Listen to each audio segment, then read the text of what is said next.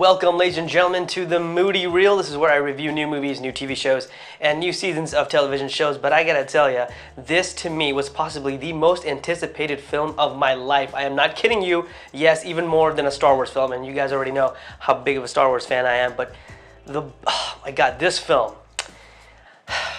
I'm trying to suppress my excitement and actually go through this review without just going nuts. And I really want to go back to theaters and watch this. But here is Marvel's Black Panther. I'm going to go ahead and say it. This is the greatest solo superhero film that Marvel has put out by far. In fact, this is my second all-time favorite Marvel movie right after Civil War. Everything about this film was brilliantly and perfectly balanced, according to me. This is just my humble opinion, of course. You guys may agree or disagree. You won't need a Rotten Tomatoes, fresh rating, or, I mean, of course you can go on YouTube or, Variety or Hollywood Reporter or so many other film sites and read reviews and watch reviews. And even after that, I know that you will not be disappointed in this film. The majority of us will love this film. Written and directed, well, co-written and solely directed by Ryan Coogler. Man, Coogler, another one out the park. I mean, this guy cannot do wrong, and he is definitely, in my opinion, I think one of the top five directors in Hollywood right now. He's far from being all-time great. We'll have a few years to go and a few more projects to go for him to, be on that top pedestal. But one film after another, he keeps getting better and better, and I cannot wait to see what Ryan Coogler does next. Unbelievable. What was also unbelievable, or actually believable, which is a good thing, was our introduction to Wakanda. From the first minute to last, you dive into this world, and the world creation is right there for you to just embrace. And it was so authentic, and it is wonderfully introduced to the audience, and you really get the chance to embrace Wakanda and really dive into it. See all the characters and the culture that comes alive, the colors, the environment. It really is vibrant, it really is powerful, and it really is truly beautiful. And a lot of the elements you will see of African culture in real life, of course. I mean, just because Wakanda is a fictional place, a lot of the culture and tribal characteristics and how they go on about things and how they are and their culture and their traditions, it really shines bright here in Black Panther. And add on to that is the cast of characters in Black Panther.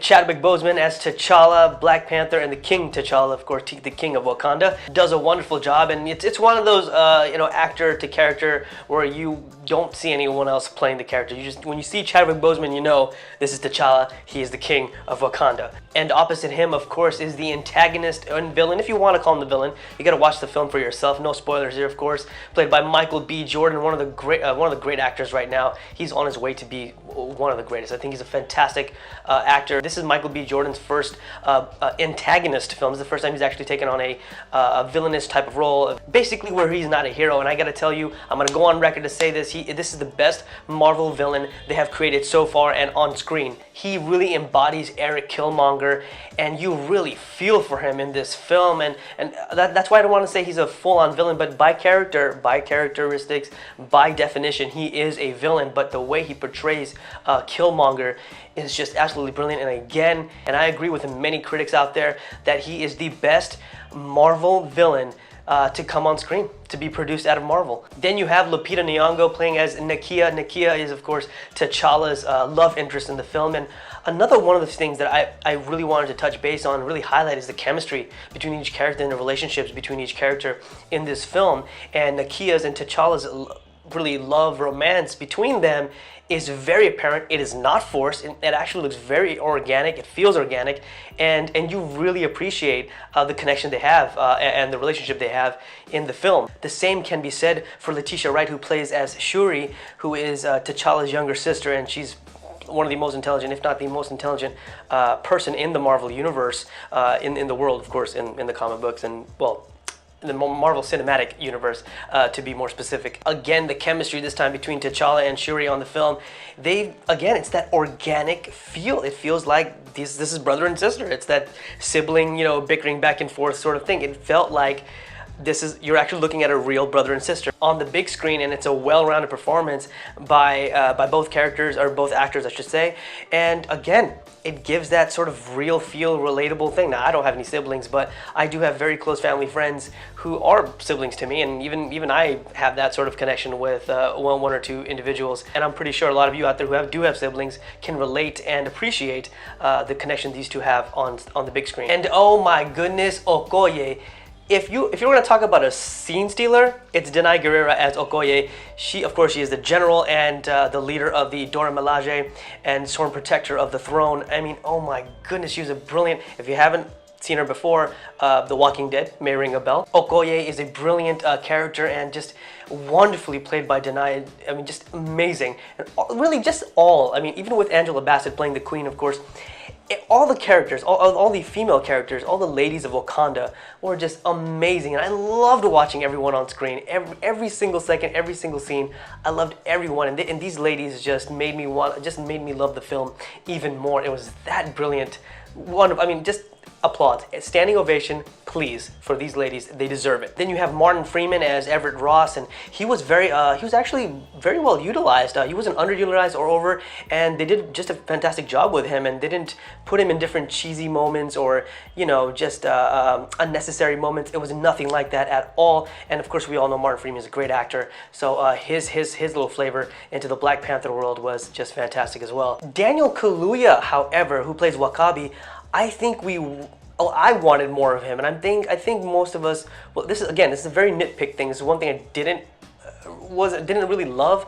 I just wish they used more of him, because Daniel Kaluuya is a wonderful actor, and I think if they used a little bit more of him, I would have been even more satisfied. I would have loved it even more. It would have been perfect for me. But that's probably the smallest gripe is not utilizing Daniel Kaluuya even more. Sterling K. Brown, of course, can Sterling K. Brown do anything wrong? This guy's brilliant. If you don't already watched the show, This Is Us, he's of course one of the main characters and one of the lead actors. He's Sterling K. Brown, man. Just give him an award already. I mean, didn't he already get an award? I'm not sure. I'm gonna double check that, a little fact check there. But he was wonderful. He had a very small but significant role in this film, and he was fantastic as well. Again, this cast is just, oh my God, amazing. I'm just gonna book my ticket and go watch this film again, because these actors, these characters, everything, just wonderful. You had Forrest Whitaker as Zuri, and of course Andy Serkis as Ulysses. Oh man, he's just a fan. This is a performer right here, okay, ladies and gentlemen. Andy Serkis is a pure performer. If you don't already know him, he is famous for his motion capture, CGI stuff that you might have seen in the past. And for example, in Lord of the Rings and the Planet of the Apes franchise, and so on and so on. He's the best. He's the best of the best. No one does it better than him, to be honest. He's the greatest. He's the greatest right now. And there's so many other actors who, just really played their character the way they should be playing it, and wonderful, nice surprises in the film as well. And just overall, what we have here is a brilliant film. One of the top 3 Marvel films of all time. Just my opinion, my humble opinion. I love this movie so much. The world building, of Wakanda, the characters, the story, the antagonist versus the protagonist. Everything was just well balanced. Amazing film, guys. Please go watch this. I cannot recommend this movie enough to you. Unbelievable, okay? 2 thumbs is like, that's an understatement. Go watch it. What also stood out for me is that I actually watched this film with a very close friend of mine, and she had not seen a lick of the trailer, or I think she might have seen some of the promotional stuff, but she didn't watch the trailer. She didn't know what the film was about. All she knew is a Star Wars superhero film from Marvel, and it was going to be a fun watch. She absolutely loved it, and I really wish she was here to do the review with me. But this was really a contrast, because I've seen all the Marvel films, right? I've seen all the promotional stuff. I've seen all the trailers and stuff like that. I know what's going on in this universe, and just my excitement compared to hers after the film was just fantastic. It was amazing. Here's a person who knows the world, Marvel, and then here's a person who didn't even see the trailer, didn't know what it was about. She fell in love with it, and I obviously fell in love with it. So this is what I'm talking about. This is a type of film that will resonate, and it will just connect to a lot of people, be it the score, the soundtrack, the performances, the world building, what have you. Everything is in this film, and it's absolutely brilliant. It just makes you just excited for more of Black Panther, and of course we will see him more in Infinity War, which just comes out pretty soon in theaters this summer. Wait, is it May? think it's in May. I simply want more of it. I'm gonna go back and watch it again in theaters. That's how much I loved it, and I cannot wait for the sequel. That's right, there better be a sequel. There better be a sequel, and I'm telling you, Disney, right now, you better sign Ryan Coogler again. Maybe better give him a multi-million-dollar contract, or get Ava DuVernay. Ava DuVernay was actually the one. She was one of the directors to direct Black Panther, but she took a sidestep and did her own thing. That's fine. Maybe we get a sequel, and maybe Ava DuVernay does direct. I'm okay with that if it's not, you know, Coogler, of course. Well, guys, there you have it. Those are my thoughts on Black Panther. Unbelievable film. Please go watch it, and you can find me anywhere and everywhere on Moody Vintage. Just follow me there, all right? Follow me there. You can also find my first reactions to Black Panther and so many other films and TV shows on the Stardust app, all right? Check that out. Follow me there. Download it if you haven't downloaded it already. Follow me there. It's Moody Vintage. Again, anywhere and everywhere, Moody Vintage.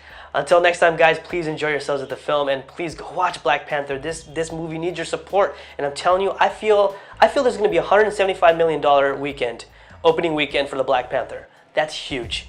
Huge. Huge. It's gonna be huge. It's gonna be huge, all right? It's gonna be a big, huge hit. It's fantastic. I love it. That's enough of Trump. Screw you.